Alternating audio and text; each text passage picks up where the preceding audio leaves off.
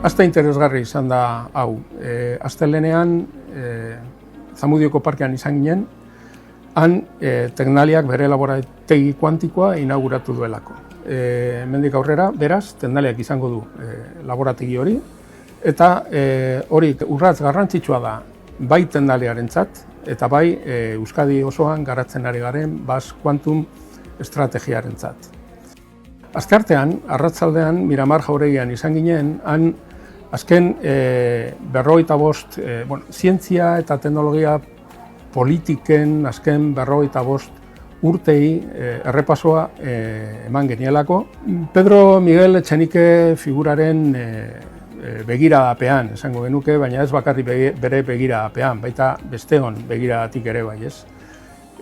Oso aukera polita izan genuen iraganari begiratzeko eta iragan horretan gertatutakotik ikasteko eta etorkizunari begira ondorioak ateratzeko.